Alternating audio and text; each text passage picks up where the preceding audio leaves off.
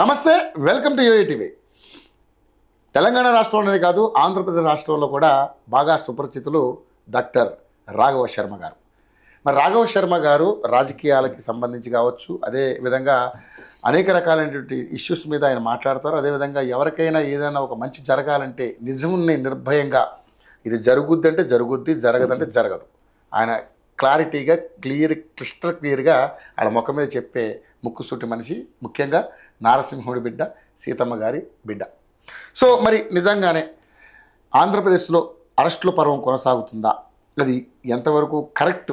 ఎందుకంటే గత ప్రభుత్వంలో చేసినటువంటి అదంతా మనం చూసాం. ఎందుకంటే ప్రతిపక్షంలో ఉన్నటువంటి టీడీపీ మీద, అలాగే పవన్ కళ్యాణ్ మీద వాళ్ళు చేసినటువంటి వ్యాఖ్యలు ఎంత దుమారాన్ని రేపాయో మనందరం చూసాం. సో ఇప్పుడు అరెస్టుల పర్వం కొనసాగుతుంది ఏపీలో.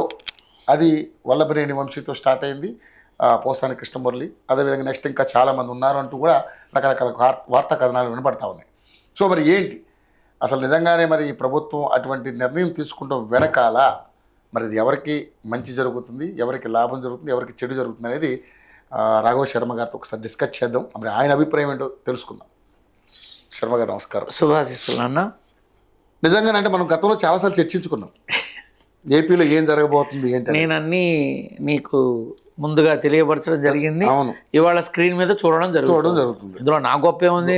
భగవంతుడు నిర్దేశించాడు, అదే జరుగుతుంది. ఆయన మీకు పలికించాడు. నువ్వు ఒక ఫోను, భగవంతుడు ఒక ఫోను పట్టుకుంటే మధ్యలో ఉన్న వైర్ లాంటి వాడిని అంతే, అనుసంధానకర్తారు. సో ఏంటి సార్ మరి అటు అరెస్టులు ఏ విధంగా చూస్తారు మీరు? యాక్చువల్గా స్ట్రైట్గా పాయింట్ మాట్లాడాలంటే ఇది తప్పు. ఇప్పుడు తప్పు, ఖచ్చితంగా తప్పు. ఇందాక మన చర్చలో నువ్వు అన్నట్టుగా అప్పుడు చేస్తేనేమో కక్షపూరితం అంటారు, ఇప్పుడు చేయడాన్నేమో ఏరి పడేస్తున్నారు అని అంటారు. అంటే ఇప్పుడు ఆయన వాళ్ళ అధికారంలోకి రాగానే స్టార్ట్ చేశారు అనుకోండి, ఎలాగ అధికారంలోకి వచ్చారు కాబట్టి స్టార్ట్ చేస్తే రాగానే మొదలు పెట్టారా కక్ష? ఖచ్చితంగా అంటారు. ఇప్పుడు అనేవాడు ఎప్పుడైనా అంటాడు, వాడు ఎందుకన్నాడు?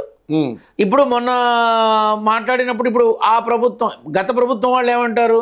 నువ్వు అన్నావు కదా 30,000 మంది ఆడపిల్లలు గాయపయ్యారని, తీసుకురా అని అంటున్నారు. జరుగుతుందా? అది చేయగలరా? అది ఎవరన్నా? వాలంటీర్లు జరుగుతుందా? జరగదు. వాట్ ఐ ఫీల్, నేనేమంటానంటే మీ ప్రభుత్వం వచ్చింది కదా, ఆ ప్రభుత్వంలోనే మీరు చేస్తే వాళ్ళకి వీళ్ళకి తేడా ఏంటి? ఇప్పుడు వాళ్ళు అన్నారు, వాళ్ళు చేశారు, ఓకే. మీరు అలా చేయకండి. ధర్మాన్ని, న్యాయాన్ని, చట్టాన్ని గౌరవించి చేయండి.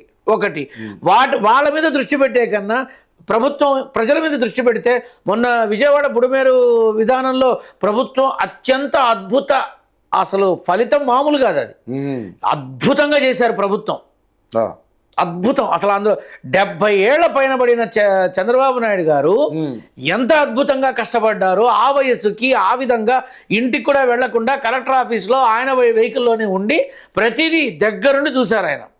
ఇటువంటివి మరింత చక్కని విధానాన్ని, ఆలోచనని రేకెత్తిస్తాయి ప్రజల్లో. కానీ దాన్ని కూడా డ్రామాలు అన్నారు కదా సార్, వీడియోలు తీయించుకుంటున్నాడు చంద్రబాబు నాయుడు, కావాలని చేస్తున్నాడు. ఈ మొరిగే కుక్క ఎప్పుడు మొరుగుతూనే ఉంటుందిగా. అది ఎప్పుడు మొరిగే కుక్క కరవదు, కరిచే కుక్క మొరగదు. సో ఇది ఇప్పుడు ప్రజలకి ఉపయోగపడే విధంగా చెయ్యాల్సింది ఏంటి? ఇప్పుడు ఫండ్స్ ఉన్నాయా, లేవు, how to create the funds, ఇది చూసుకోవాలి. ప్రజలకి అత్యంత తొందరగా అర్హులైన వారికి ఉద్యోగాలు, ఇది చూసుకోవాలి. సో ఈ రకమైన ఇప్పుడు అరెస్ట్, ఇది ఒక న్యూస్ అయిపోతుంది, ఎక్కువ ఫోకస్ అది. ఆ రెడ్ బుక్కు సంబంధించిన టాపిక్లు ఎక్కువ వస్తున్నాయి. రెడ్ బుక్లో ఉన్న వాళ్ళని ఒక్కొక్కళ్ళని ఏరిపారేస్తున్నారు. సరే, ఇప్పుడు వాళ్ళు చేశారు, వీళ్ళు చేస్తున్నారు, వాళ్ళు అరెస్టులు చేశారు, వీళ్ళు అరెస్టులు చేస్తున్నారు, ఇలా మాట్లాడతారు అంతా. నేనని కాదు, తేడా ఏముందని అంటారు. ఇప్పుడు ప్రభుత్వం గనక ప్రజలకి సంబంధించినటువంటి విధానాల్లో తీసుకునే ప్రతి కార్యక్రమం ప్రజలకి ఉపయోగపడేదిగా ఉంటే మరింత రమ్యంగా ఉంటుంది. రేపటి రోజున ఎలక్షన్లో ఇనానిమస్ క్యాండిడేట్స్ వస్తారు బయటికి. అట్లా కాకుండా అరే అప్పుడు వాళ్ళు చేశారు, ఇప్పుడు వీళ్ళు చేస్తున్నారు, ఇలా అనుకోకూడదు. ఇప్పుడు పోసాని కృష్ణమురళి అనబడేటటువంటి వ్యక్తి సినిమా తెర మీద ఉండే వ్యక్తి వేరు, సినిమా బయట ఉండే వ్యక్తి వేరు. పృథ్వీరాజు కెమెరా ముందు ఉండే వ్యక్తి వేరు, కెమెరా లేనప్పుడు ఉండే వ్యక్తి వేరు. ఇలా చాలామంది, నేను చెప్పడం అని కాదు, చాలామంది కెమెరా దగ్గరకు వచ్చేసరికి పూనకాలు వస్తాయో నాకు తెలియదు కానీ పిచ్చివాగుడంతా వాగుతారు. పనికి మాలిన వాగుడు వాగుతారు, ఉచ్చ నీచం లేకుండా వాగుతారు. అసలు కొన్ని వ్యక్తిగత విమర్శలకి అసలు స్థానం లేదు.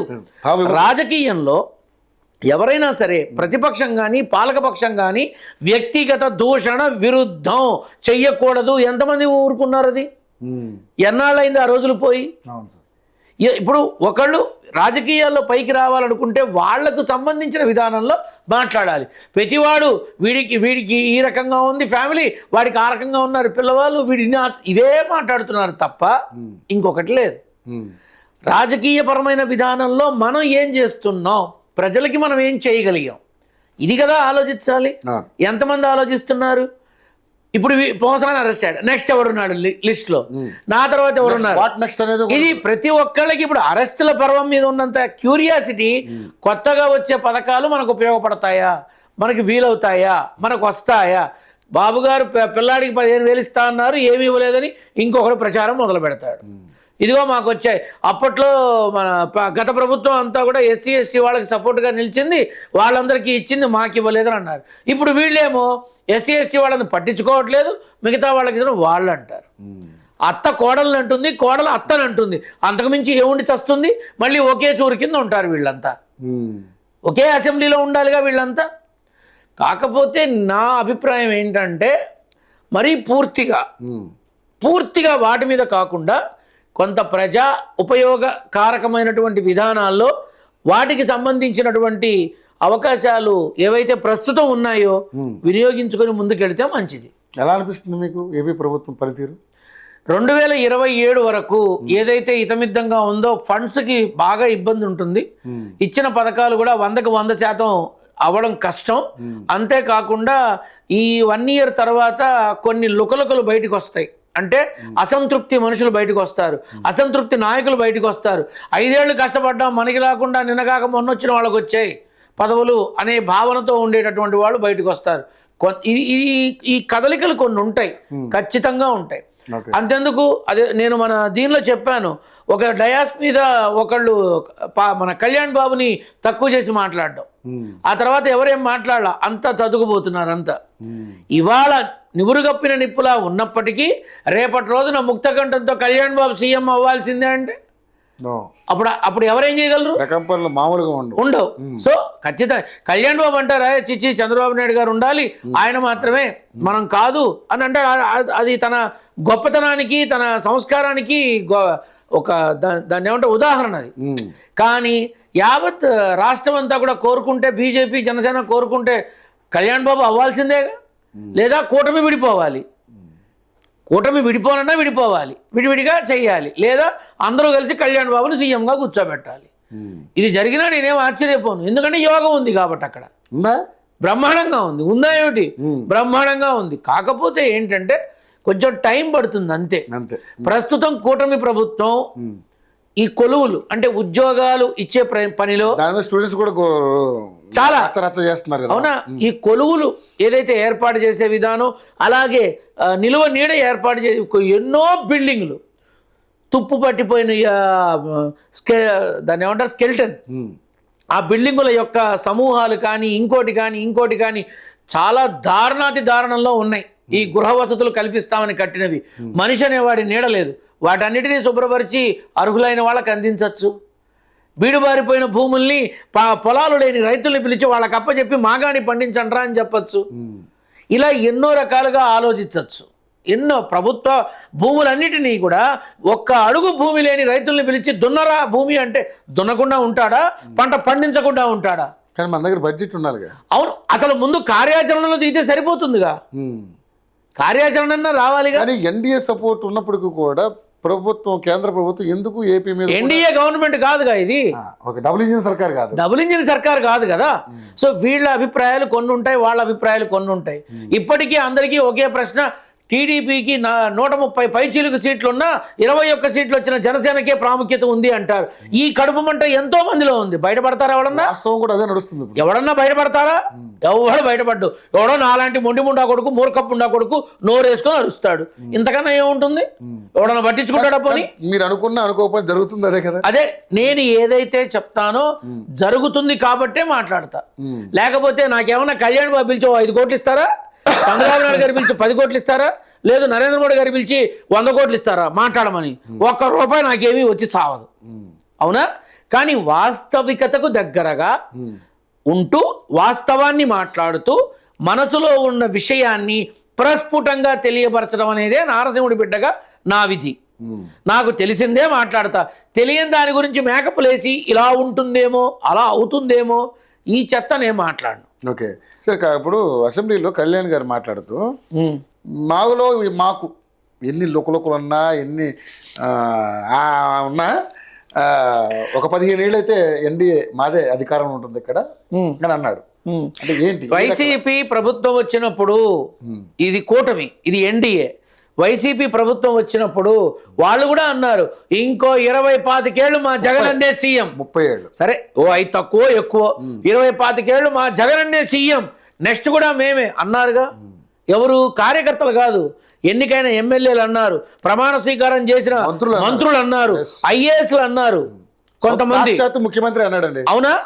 వీళ్ళంతా అన్నారుగా. ఏం జరిగింది? 25 ఏళ్ళు కాదు కదా, అందులో 10వ వంతు కూడా లేదు. కాబట్టి మనం ఆలోచించాల్సింది ఏంటంటే, నోరుంది కదా అని వాగడం, మైక్ ఉంది కదా అని చెప్పడం, ఇవన్నీ వేస్ట్ మాటలు. మనం సరిగా ఉండి మనం సరిగా చేస్తే అసలు ఎన్నికల అవసరం ఎందుకు వస్తుంది? నేను బ్రతికుండగా ఒక్కటైతే కోరుకుంటున్నా, ఎన్నికలేని నాయకుడు ఎవడన్నా నిలబడతాడా అని.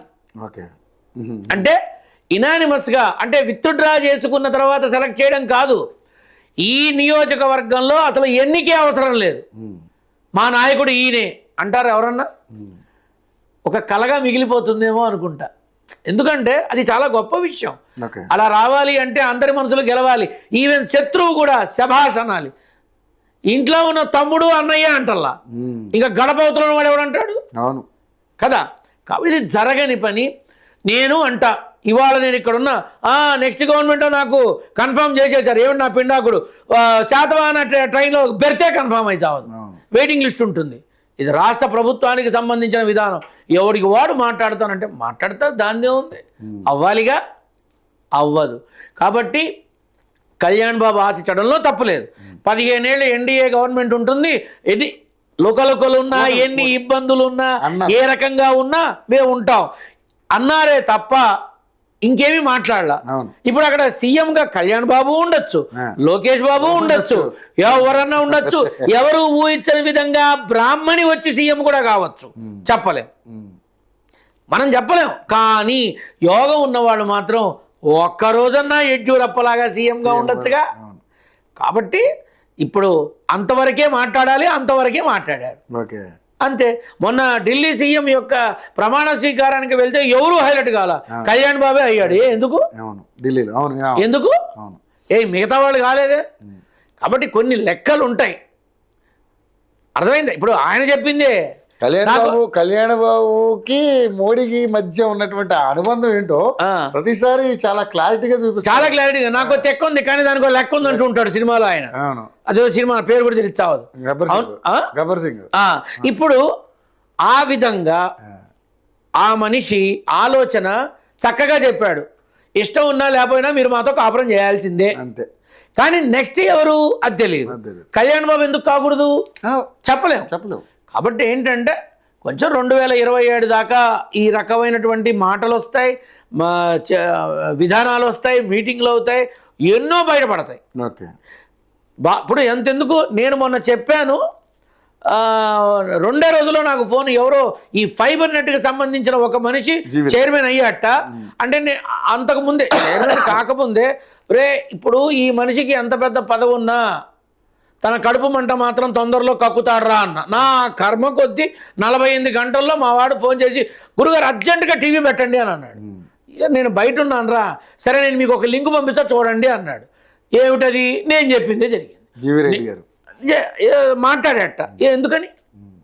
పిలిచి ఇచ్చారు, కూర్చోబెట్టారుగా. మరి ఎందుకని మాట్లాడాడంటే సరే ఆయనకి తప్పుగా జరిగింది కాబట్టి అతను చెప్పడానికి. ఇలా చాలా మంది రారని గ్యారంటీ ఏంటి? ఇలా ఇంకా కొంతమంది బయటికి రారని గ్యారెంటీ. ప్రాబ్లం ఏంటంటే, ఇది ఎవరైనా పవన్ కళ్యాణ్నో లేకపోతే లోకేష్నో చంద్రబాబు నాయుడునో సంప్రదించకుండా ఆయన సొంత నిర్ణయం తీసుకున్నాడనే ఉద్దేశంతో వాళ్ళు కూడా కోపడ్డారు. ఇప్పుడు ఒక విషయం ఏంటంటే, తాను ఒకటి తెలిస్తే దైవం ఒకటి తెలిసింది. తెలిసింది. తను అనుకున్నది ఒకటి, అవును, ఇక్కడ జరిగింది ఒకటి, జరిగింది. తను ఆశపడింది ఒకటి, అవును. తనకి దక్కింది ఒకటి. ఇప్పుడు నేను ఒకటే ఎవరో ఎందుకు నిన్నే అడుగుతున్నా, చంద్రబాబు నాయుడు గారు మందలిస్తాడనే ఉద్దేశం ఆయన ముందే ఉండదు నాకు తెలిసి. అంతే. ఎందుకు ఉంటుంది? ఇప్పుడు లెక్క చేసి వంగి వంగి దండాలు పెట్టేవాడికి ఉంటుంది, కానీ పోరా బాబు నువ్వేంటి, నువ్వు ఇస్తే ఎంత ఇవ్వకపోతే ఎంత అనుకుంటే ఇప్పుడు నువ్వు ఒక సీఈఓగా అనుకున్నావు, లేదు నువ్వు కెమెరామెన్ అంటే నువ్వు ఒప్పుకుంటావా? ఒప్పుకోవుగా. అలాగే ఇక్కడ మనసుకు నచ్చింది కాకుండా మరొకటి వచ్చిందేమో, లేకపోతే ఎందుకు కామ్గా ఉండి సడన్గా ఇలా ఈ రకమైనవి ఇంకా చూస్తావు, నువ్వు ఇంకా చూస్తావు, ఈ సంవత్సరంలోనే చూస్తావు ఖచ్చితంగా. ఓకే, మరి 11 మంది వచ్చారు, 11 నిమిషాలు ఉన్నారు, 11 గంటలకు వెళ్ళిపోయారు. మరి ప్రతిపక్ష హోదా ఇవ్వచ్చా ఇవ్వకూడదా ఏంటి అసలు? ఇవ్వాలి అని పట్టుబడితే జగన్కి ఇస్తే ఎంత, ఇవ్వకపోతే ఎంత? మరి ఇవ్వాలని పట్టుబడుతున్నాడు కదా గురుజీ. అవును, ప్రతిపక్షంగా తన హక్కు అది. ఎట్లా ఇస్తారు? అడగడంలో తప్పే ఉందయ్యా. ఇవ్వరని తెలుసు, రాదని తెలుసు, అవ్వదని తెలుసు, అన్నీ తెలిసినా ప్రతిపక్ష నేత ఎవరిప్పుడు? ఆయనే. ఖతమైపోయా. నువ్వు ఇచ్చేది ఏంటని అంటాడు అసెంబ్లీలో. కానీ ఇస్తేనే నేను అసెంబ్లీకి వస్తానంటున్నాడు కదా. అసెంబ్లీలో తన బాధ్యత, తన హోదా తను చూపించుకున్నాడు. ఇప్పుడు ఏమన్నావు నువ్వు? ఇస్తేనే వస్తాను అన్నాడు. ఇప్పుడు ఇస్తే వస్తాడు, ఇవ్వకపోతే రావాలనుకుంటే వస్తాడు, లేకపోతే రాడు. ఏమన్నా ఊడుతుందా? ఏమీ లేదు. కానీ డిస్క్వాలిఫై చేస్తారంట. ఎవరు చచ్చాయిని వచ్చే నష్టం ఏంటి? ఉప ఎన్నికలు వస్తాయి రాని ఎవరు గెలుస్తారు? ఒకవేళ ఉప ఎన్నికలు వస్తే 5 కూడా రావంట ఈసారి ఎవరు? వైసీపీకి. ఇప్పుడు మనం అదే అనుకుందాం నాన్న, ఉప ఎన్నికలు వస్తే 5 వస్తాయో 10 వస్తాయో పెడితే తెలుస్తుంది. యోగం ఉన్నంతసేపు ఎవడైనా మోతం మోగుతూనే ఉంటుంది. ఆ యోగం అయిపోయిన తర్వాత నువ్వు నేను వాయించుకోవడం తప్ప ఎవడు మన చూడడు. అంతేనా? ఖచ్చితంగా అంతే. యోగం ఉన్నంతసేపు ఎవరైనా మాట్లాడతారు. ఒక్కసారి అది కనుక పోయిందనుకో, అప్పటిదాకా ఎగిరెగిరి పడ్డవాడు కూడా ఎక్కడ దాక్కోవచ్చు, మూల ఎక్కడ ఉందని వెతుక్కుంటారు. ఇది కూడా అంతే, పట్టించుకోవాల్సిన అవసరం. నాన్న జగన్ అక్కడ చూసావుగా 5 ఏళ్ల పరిపాలన.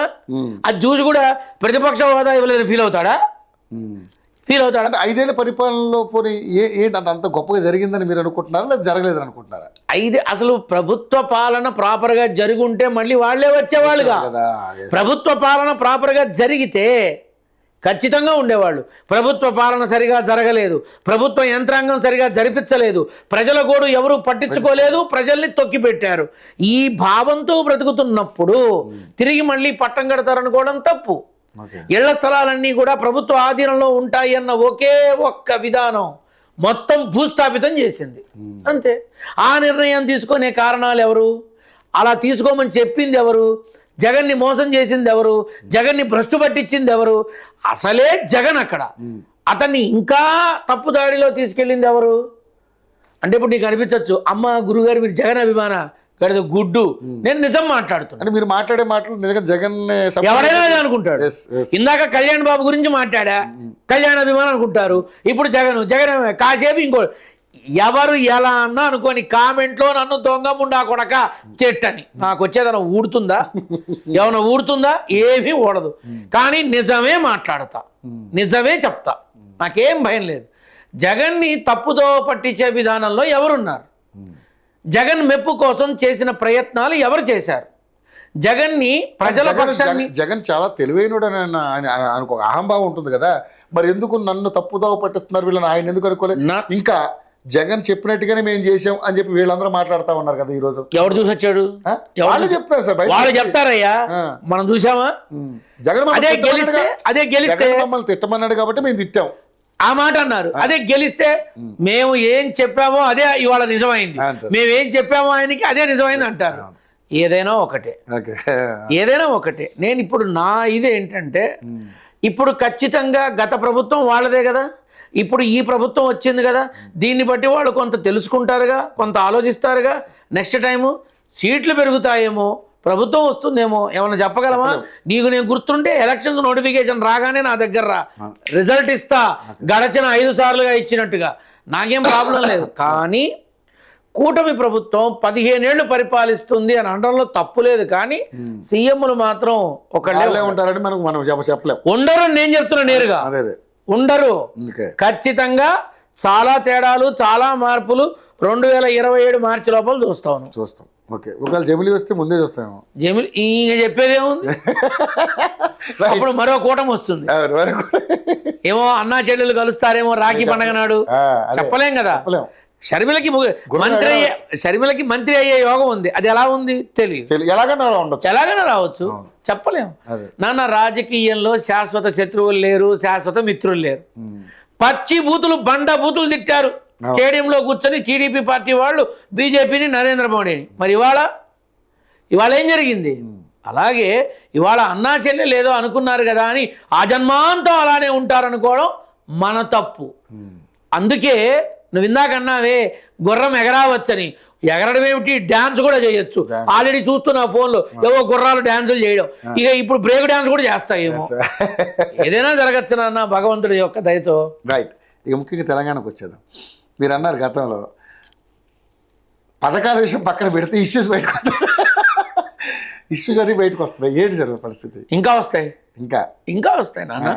నేను ఆ రోజే చెప్పాను నీకు, ఈ పథకాల మీద దృష్టి కన్నా వచ్చేటటువంటి అనేకమైన విధానాల్లో ఇష్యూస్ అనేవి హైలైట్ అవుతాయి. వాటి మీదే ప్రభుత్వం, ఈ రాష్ట్ర ప్రభుత్వం కానీ కేంద్ర ప్రభుత్వం కానీ దృష్టి పెడుతుంది. దానితోనే అయిపోతుంది కాలయాపన. 13 నుంచి 16 నెలలు చాలా కష్టకాలం అన్నా. గడచిన నవంబర్ నుంచి నువ్వు చూస్తూనే ఉన్నావు ఒక్కొక్కటి. ఏదైనా తేడా ఉందా ఏదన్నా? సో ఇప్పుడు అదేదో కొంతమంది ఏదో టన్నల్ ఏదో సంథింగ్ నేను మొన్న విన్నాను, అదే నాకు అవన్నీ తెలియవు. ఎందుకంటే నారసింహుడు తప్ప నాకు ఇంకొకటి తెలియదు. కాబట్టి వాటి మీద పెద్ద దృష్టి పెట్టారు కదా. వచ్చారా బయటికి? What next? సో ఇలా ఇంకా వస్తూనే ఉంటాయి. కానీ ఇది ప్రభుత్వం మీద వేయడం అనేది ఎంతవరకు కరెక్ట్ అనేది కొంతమంది మాట్లాడుతున్నారు. నాన్న, ప్రతిపక్షం ఏం చేస్తుంది? కోడలు ఏం చేస్తుంది? అత్తని తిడుతుంది. అత్త ఏం చేస్తుంది? కోడలు తిడుతుంది. తర్వాత ఏమవుతుంది? కొడుకు వస్తాడు, భర్త వస్తాడు, కొడుకు భర్తగా ఉన్నవాడు వస్తాడు. వాళ్ళు వీళ్ళకి చెప్తారు, వీళ్ళు వాళ్ళకి చెప్తారు. ఫైనల్గా సరే నేనేదో చెప్తాలే మా అమ్మగాని, వీడి పక్క అమ్మ నేను దాన్ని కోపడ్డానమ్మా, తిట్టానమ్మా, అరిచానమ్మా అంటాడు. రైట్ ఓకే అంటుంది. ఇక్కడికి వచ్చి మా అమ్మను ఆడుకున్నా నేను, నీకోసం నేను ఏం చేశాను అంటాడు. దీన్ని శాంతపరుస్తాడు. వీడు తర్వాత బయటకు వెళ్ళి పానీపూరి తింటాడు. ఇంతకుమించి వచ్చింది ఏముంది? This is the only managing, that's all. ఎవరైనా అదే చేస్తారు. ఇంతకన్నా ఏం చేస్తారు నన్ను చెప్పు నువ్వు? రేపు కాంగ్రెస్ ప్రతిపక్షంలోకి వచ్చి బీఆర్ఎస్ ప్రభుత్వ పక్షానికి వస్తే అప్పుడు ఈ పని వాళ్ళు చేస్తారు. తక్కువ వాళ్ళు ఏమన్నా? కాలచక్రం తిరుగుతూనే ఉంటుంది. నీ సీటు నా సీటు మారదు, ప్రతిపక్షం పాలకపక్షం మారదు, అంతే. ఇంకా వస్తాయి ఇష్యూస్. ఈ ప్రభుత్వ నోటిఫికేషన్లకు సంబంధించిన వస్తాయి, భూములకు సంబంధించిన వస్తాయి. Real estate market, real estate వ్యాపారస్తుల యొక్క విధానాల్లో అనేకమైనటువంటి ఇబ్బందులు కొనసాగుతున్న తరుణంలో వాళ్ళు ఫేస్ చేసేవన్నీ బయటకు వస్తాయి. ఈ కొన్ని రియల్ ఎస్టేట్ కంపెనీలు బోర్డు తిప్పేసేసి కోట్లలో ముంచేసి వెళ్ళిపోతాయి.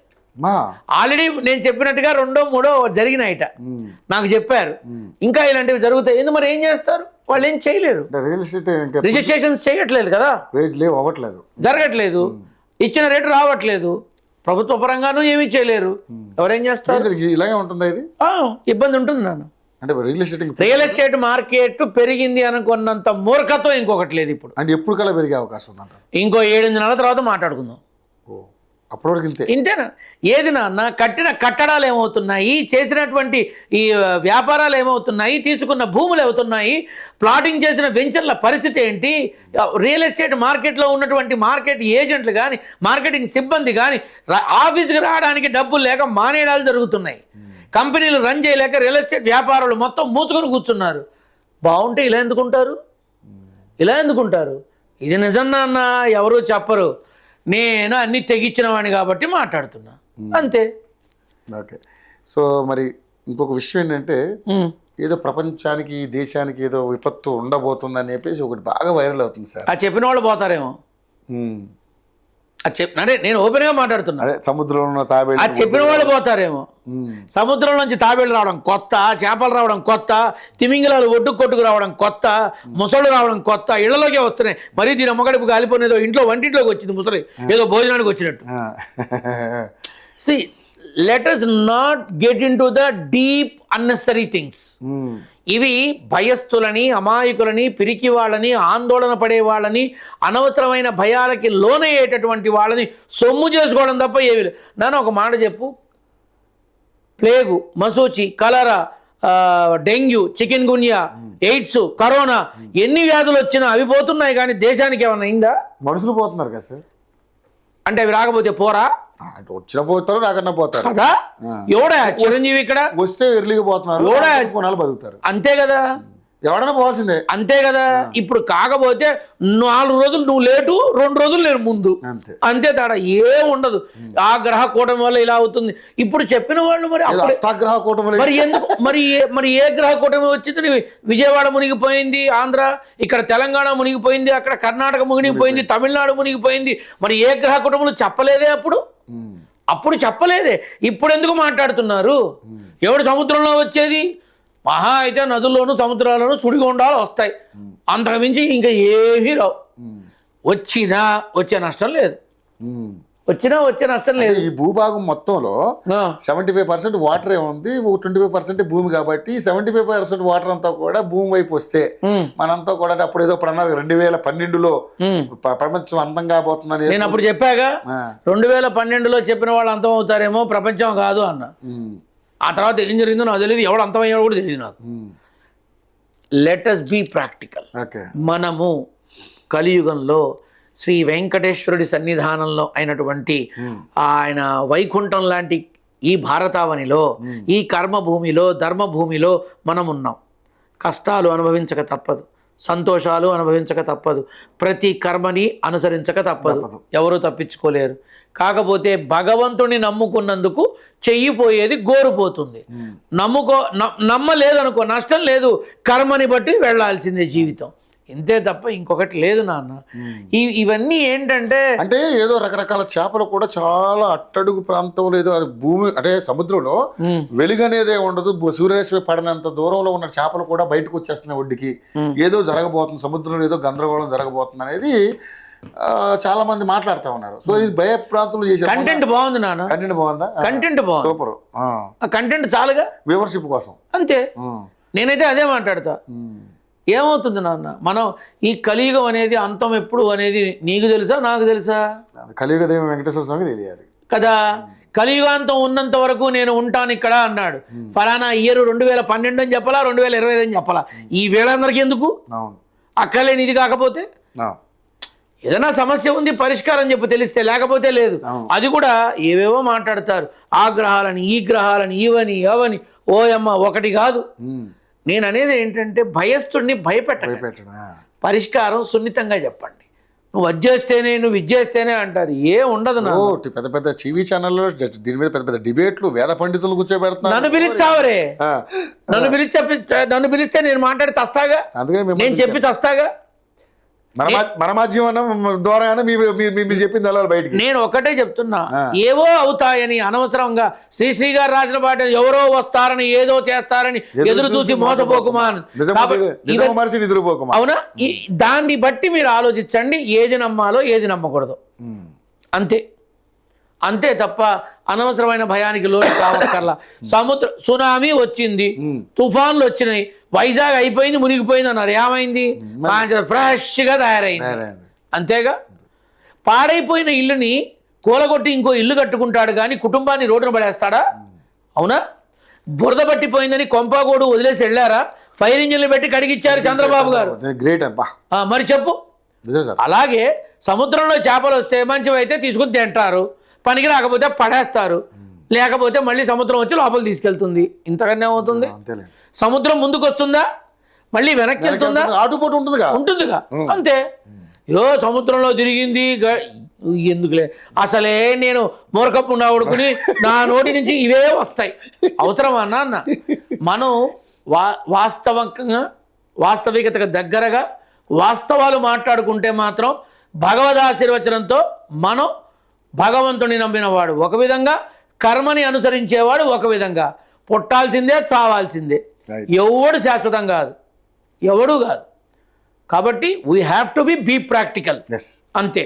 ఇప్పుడు నా దగ్గరకు వచ్చేవాడికి వాడి సమస్యకి ఏ భగవత్ స్వరూపాన్ని పట్టుకుంటే పరిష్కారం దొరికి వాడు బయటపడి ఆనందంగా ఉంటాడో చెప్తారు. అంతే తప్ప అనవసరంగా భయపెట్టి సొమ్ము చేసుకునే అలవాటు నాకు లేదు. మన కామెంట్లో కొంతమంది ఈయనకి ఎంత ఇవ్వాలో, ఓ 3,000 ఇవ్వాలో, 5,000 ఇవ్వాలో అని చాలామంది మీ మాధ్యమం ద్వారా చెప్తున్నా. ఏనాడు డబ్బు ఆశించి సేవ చెయ్యలేదు. అడ్డా మీద కూలీలు కూడా నా దగ్గరకు వస్తారు, అయ్యా ఏమనుకోకు చెప్పించుకున్నామని 50 రూపాయలే పెడతారు కూలీలు. నేను ఏ రోజు కూడా వాటి కోసం ఆశపడి చేయలేదు. అది తిరిగిచ్చి జాగ్రత్తగా వెళ్ళిరా అంట.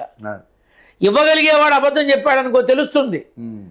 అప్పుడు ఒకటే అంట, పోనీలేరా నాయన జాగ్రత్తగా ఉండంట. కానీ అది ఇంకో రకంగా వెళ్ళిపోతుంది. మనల్ని మనం మోసం చేసుకోకూడదు. కాబట్టి మీ మాధ్యమం ద్వారా కూడా చాలామంది వచ్చారు, మీ అభిమానులు, మీ సబ్స్క్రైబర్లు చాలామంది ఫోన్లు చేశారు, నా సేవని పొందారు, పొందిన వాళ్ళలో ఉన్నారు. కావాలంటే నెంబర్లు పంపిస్తా, అడుగు. నారసింహుడి యొక్క ఇదేంటో నెంబర్లు నాకు ఫోన్ చేసి అడుగుతున్నారు. మీ నెంబర్లు ఇవ్వాలా వద్దా అని నాకు ఒక సందేహం. ఇవ్వచ్చు నాన్న, సేవకి నేను సిద్ధమే. సేవకి నేను ఎప్పుడూ సిద్ధమే. ఈ శ్వాస ఉన్నంత వరకు నా సీతమ్మ తల్లి చూపించిన దారిలో నారసింహుడి అనుగ్రహంతో భగవత్ సేవకుడిగా సేవ చేస్తూనే చచ్చిపోతా. అంతే తప్ప ఇంకొక ఆలోచన లేదు, ఖచ్చితంగా లేదు. రైట్ గురూజీ, మరిన్ని అంశాల్లో మరిన్ని అప్డేట్స్తో మళ్ళీ కలుసుకుందాం. Thank you so much Guruji. Thank you so much. శుభం నాన్న, శుభమస్తు. అందరూ చల్లగా ఉండాలని కోరుకుంటూ నా నాన్న ఆశీర్వచనాలు అందరికీ అందుతాయని ఖచ్చితంగా చెప్తూ సెలవు తీసుకుంటున్నాను. Thank you. శుభమస్తు. Over to studio.